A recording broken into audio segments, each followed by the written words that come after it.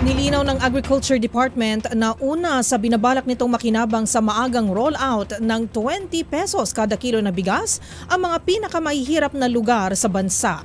At batay sa kanilang pag-aaral, bumandera rito ang mga rehiyon sa Visayas. Una sa balitang yan, si Kyle Bullias.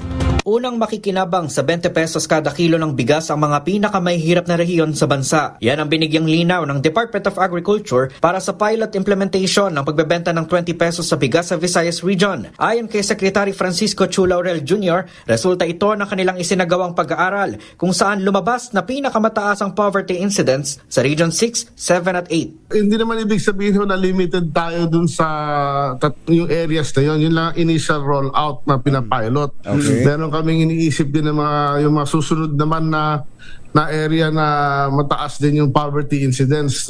Siyempre naman, kung mamimili lang tayo, dapat siguro unahin natin yung mas hirap talagang areas. Inatasan na rin aniya ni Pangulong Bongbong Marcos ang kagawaran na pag-aralan kung paano maisa sa katuparan ang 20 pesos sa bigas sa buong bansa. Sabi ni Laurel, posible ang nationwide rollout nito sa taong 2026. Samantala, dinepensahan naman ni Laurel ang petsa ng rollout nito sa Visayas Region. Matatandang kinwestiyon ito ni Vice President Sara Duterte at sinabing huli na para sa implementasyon nito, gayong ito ang ipinangako noon ni Marcos sa kanyang pangangampanya noong 2022 presidential elections. Sagot naman ni Laurel, mahirap itong maisakatuparan noon dahil sa taas ng presyo ng bigas sa world market, pero ngayon aniya ay naging pabor na ang mga kondisyon kaya maaari na nila itong ibenta sa mas murang halaga. Bukod dito, naging option din na pagkatapos na lamang ng eleksyon ito ibenta, ngunit kinakailangan na mag-dispose ang bigas para makabili na ng bagong buffer stock ang NFA sa mga magsasaka.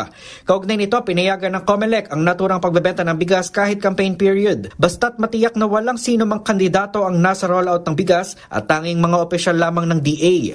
Sa Mayo 1, nakatakdang simulan ang pagbebenta ng 20 pesos per kilo ng bigas sa Cebu at iba pang mga lokal na pamahalaan sa Visayas Region. Para sa MBC TV Network News, ito si Kyle Bullias ng DZRH, una sa Pilipinas, una sa Pilipino.